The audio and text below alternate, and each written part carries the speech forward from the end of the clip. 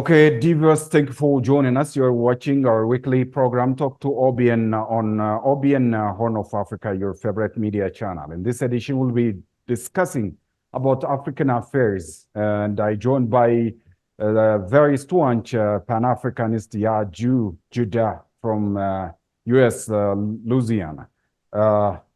Ju, thank you for your time. Thank you, sir, for having me. I appreciate you. Yeah. Mostly you're known for your commentaries and some motivational speech, some production podcast on African matters. Let me start with this question. What is Pan-Africanism? I mean, the holistic concept of Pan-Africanism and Pan-African agenda, according to your thoughts. Well, I think it's really dealing with encouraging the diaspora of the scattered Africans around the world of slavery, oppression, colonization. The Pan-African movement is in support of that, and it's strengthening us back into our roots. So it's connecting the scattered Africans back to their roots and encouraging them in their culture, instead of a lot of mixed cultures that we have been caught up in and introduced to. And that's the sole purpose of the Pan-African movement, is to restore the African people that scattered all over the world. This Pan-African agenda and Pan-African movement is very historical, and but these days it's a little bit pacified. It's not as such very active like those days. What happened? Well, I think definitely with the 21st century, with technology and social media, a lot of the movement have really went to the media, social media part. And I think that has really taken away a lot of the organic meeting and greeting and strong movements that the Pan-African used to have. And another thing too, a lot of the leaders was removed from their organizations before they reached their potential, to lay good foundations that we can walk into as a new generation. So with the mix up of social media and with the taking down of a lot of our Pan-African leaders before they reach their potential, has really damaged the Pan-African movement. And, it's kind of dwindling away, I would say. But we're here to bring it back. Okay. Africa, has entertained many things. We can mention the trend of scramble for Africa and this slave trade, especially this transatlantic trade. Again, colonizations, Europeans invaded Africa and smuggled some resources and treasure of Africa. Now we are facing neo-colonialism. How do you see all the passes of these changes of manipulations through courses of time that hurdle Africa not to be like the Westerners?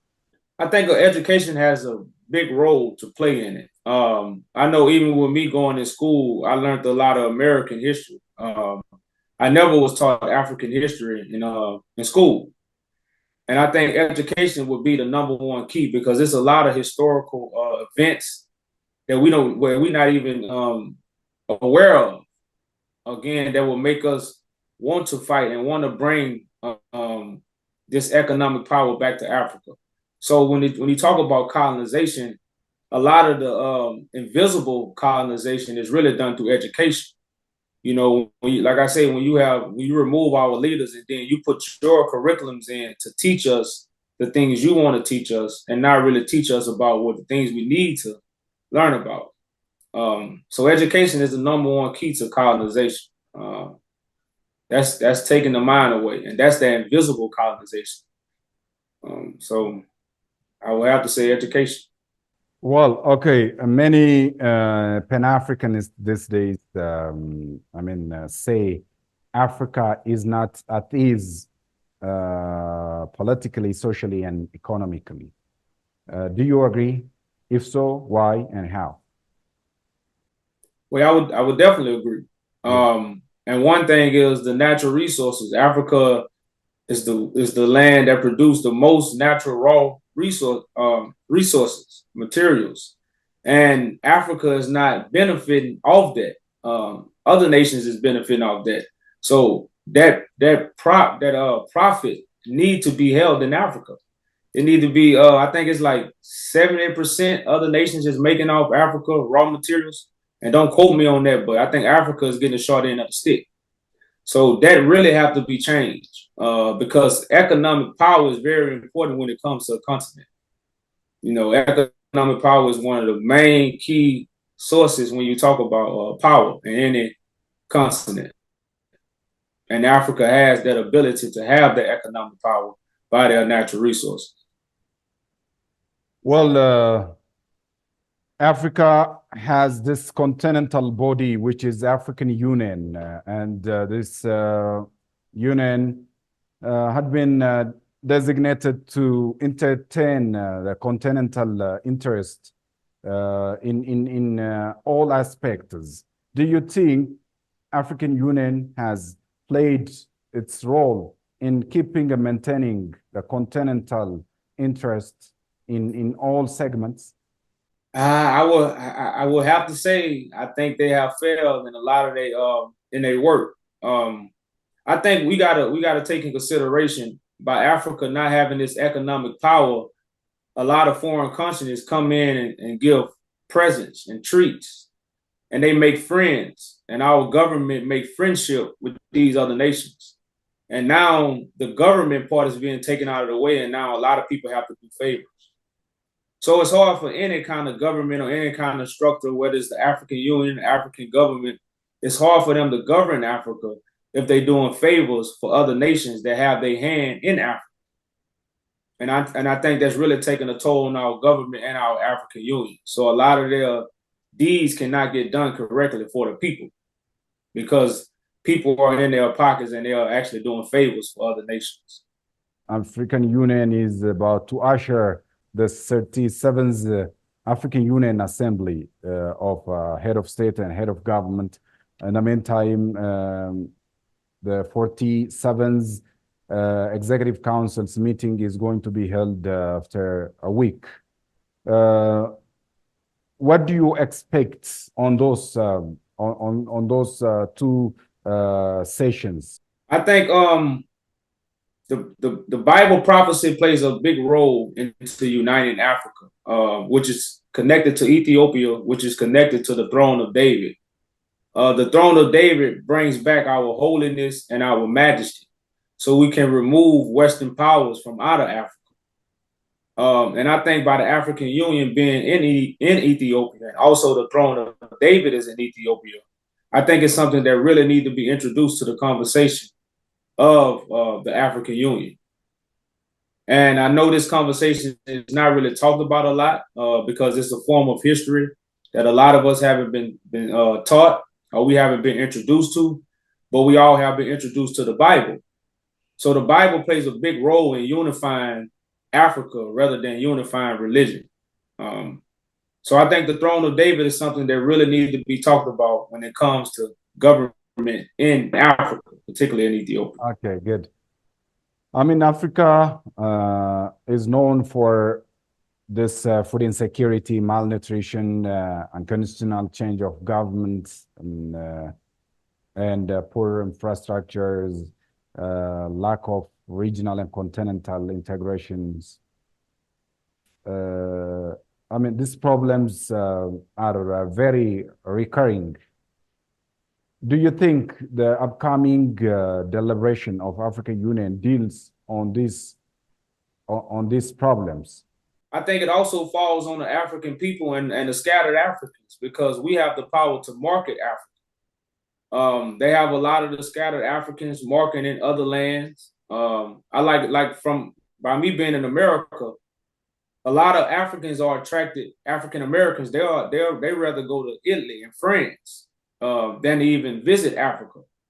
So I think when it comes to the government structure, a lot of the government structure have to or is lacking bringing information to the people because the African government should be also reaching out to African Americans. So to take all this starvation away is going to take more than the government. It's going to take the government and the people. So it's very important for the government to involve the people in the matters. And that's something I don't see leaders doing in no country. Is really speaking to the people and checking on their regards of the situations that's going on in their communities and in their countries. You always raise, that Ethiopia is the founding mother of African independence and where the headquarters of African Union is found.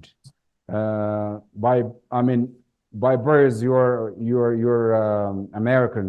The meantime, your origin is from Caribbean, right?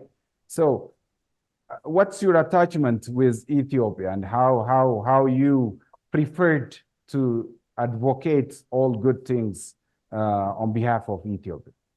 To unite the African leaders so we could support Africa again. So that's really the main thing when it comes to Ethiopia and Bible prophecy. And that's why the African Union is also in Ethiopia. It goes to show you how Ethiopia has the power to unify Africa once the truth is revealed. And that's really what has led me back to Ethiopia. And of course, Marcus Garvey is one of my heroes when it comes to even dealing with this Pan-African movement or even looking back to Africa. He was a Jamaican that traveled to America. He's seen the oppression. He's seen the slavery. And it caused him to look for a better way for the people. And that's something that I have seen also growing up in America. I have seen a lot of oppression, just a lot of mistreatment of the African people. And it caused me to want to seek a better home, a better place. And Ethiopia has been that place.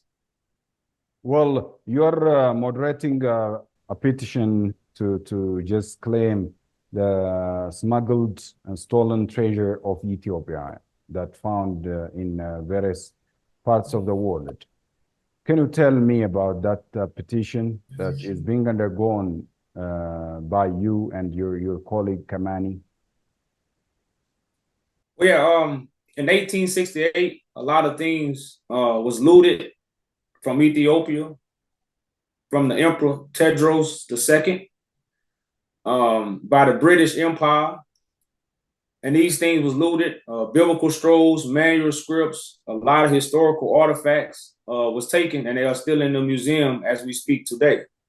So I created a petition for these things to be returned back, because right now the Western powers have over the years have made tons of profit.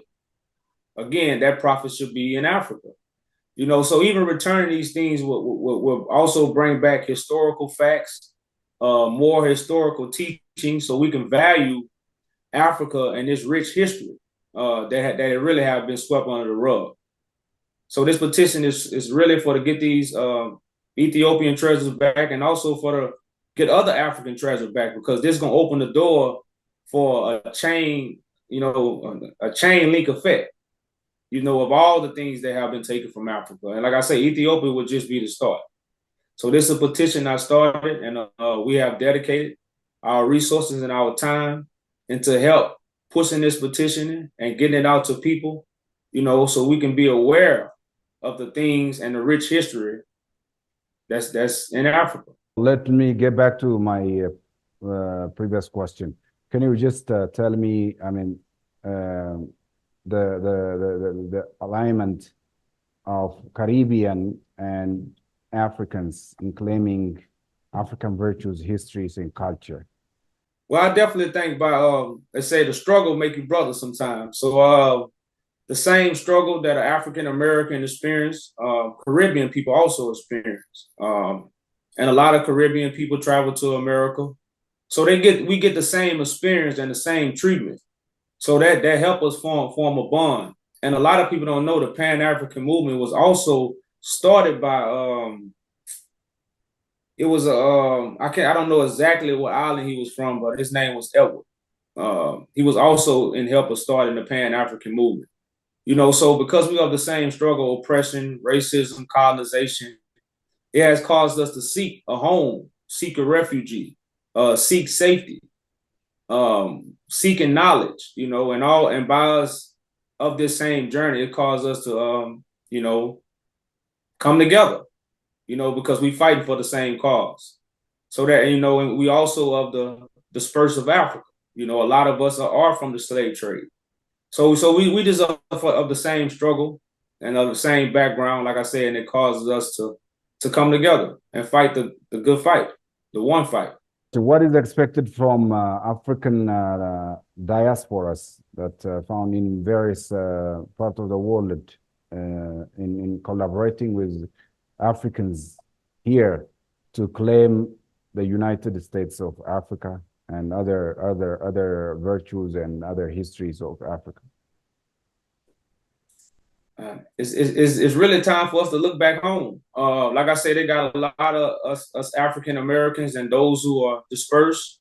They got us marketing for other nations, and a lot of these nations don't accept us. They don't treat us right. So we got Africa, right? Waiting on us. If we all come together, we can market Africa in a way that the world has never seen. And by us being scattered everywhere, we can't make that fist. So us coming together and us fighting for the same cause, we can make that fist. And we can get rid of a lot of these Western powers, and like I said, and unify Africa to really show the world something they never seen before. And it's also going to benefit the world. It's not about us going back to Africa and the rest of the world just going down. Us actually marking Africa in the right way is actually going to benefit the world. So it's just very important for us to focus and get on the one goal and the one mind, and that's to restore our motherland. And if we restore our motherland, our mother will take care of us. A while ago, you said most, African leaders who dedicate their time and have commitment wouldn't achieve their goal. They toppled down by invisible hands. You've mentioned as a reason. Why this happens? Well, because we are not unified. A lot of times when you have a leader, it's not 20 other leaders, and I think that's what we lack. We have to. A lot of times when we have a movement, we have one single leader. When the multiple leaders need to come together to strengthen it, so one person won't be singled out. And I think that's one of the main reasons a lot of our leaders have been removed. Because it's not a unified leadership. You might have one leader on one goal, then you might have 10 other leaders that's on another goal. And that leaves someone singled out, so they become a target. But if we have all our leaders working for the same goal and the betterment of the people, that will strengthen and give our leaders more support and more protection. Now it's time for you to just, create some awareness regarding this petition that you're signing to repatriate looted treasures of Ethiopia. How you can address those concerning bodies to collaborate with you to claim our resources found in various museums all over. I'm definitely calling out to the African leaders. I know a lot of y'all might not be familiar with me, but I am American that's fighting for African unity and the scattered Africans all over the world. And I think this petition is very important. Like I said, it's connected to the throne of David. And with all these treasures back, it's going to bring awareness to all the Africans around the world. And a lot of facts will come out, and we will receive a lot of support when these things take place. And once the throne of David is truly understood, a lot of people will support this movement and what we're doing. And y'all will see how this will jumpstart our revolution of removing Western powers and just, having our own land and taking care of our own land in the righteous order of God. So I just think, this is really a call out. I would definitely be reaching out to you. Some of my people have already reached out to y'all. You repeatedly mention Marcus Garvey when you just refer to this Pan-Africanism and Pan-African agenda. What do you love most about his thoughts and his teachings, his movements? Can you just tell those things to my audience, though? I really love his perspective and how he don't bite his tongue. I think a lot of times the truth get watered down because we have to be political correct rather than just giving the raw truth. So he's a leader that really gives the raw truth and great perspectives on how we should look at things and why Africa is the way it is. And one perspective he give all the time, like he said, the European powers are in our leaders' pockets. And it's causing them to do favors for the people rather than doing it. I mean, favors for the people who giving them favors rather than governing the people. So I definitely love his perspectives, and I love his he don't bite his tongue. The African Union is bringing regional and continental cooperation, especially in terms of trading each other among nations. How do you see that initiatives? And if you have any comment about it? Well, yeah, definitely. By Africa being the continent that has the most raw resources, we would definitely have to trade with other nations. And like I said, that would benefit Africa if they have control of their natural resources. And it also produces friendship. So trade with other nations is something that's a must, especially for Africa. It's the motherland. Everything is there. So Africa, shares almost 60% of arable land in the world, but the continent is still staggering to be self-sufficient in terms of food. What ought to be done to be self-sufficient? Well, again, we have to educate the young generation to understand the importance of natural resources and land. A lot of times we go to school, these things are not taught to us. So education would definitely bring the focus back. And besides education, again, we must take control of our natural resources.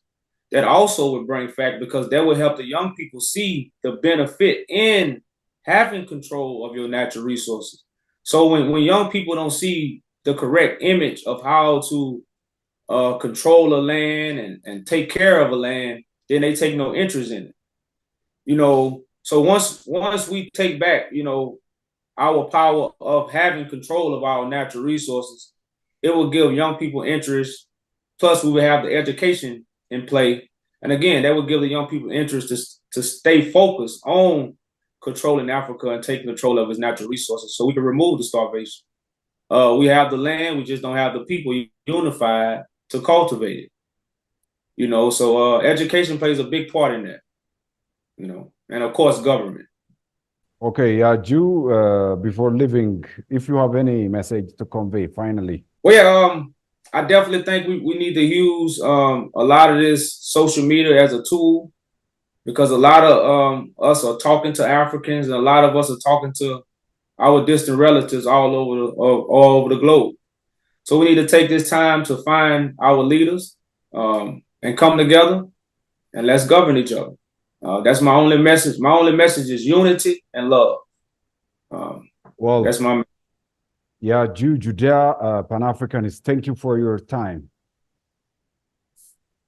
Thank you for having me, brother. Well, thank you. Okay, dear viewers, thank you for being with us. This brings you the end of our edition for today. See you next time with another edition. Bye-bye. Take care.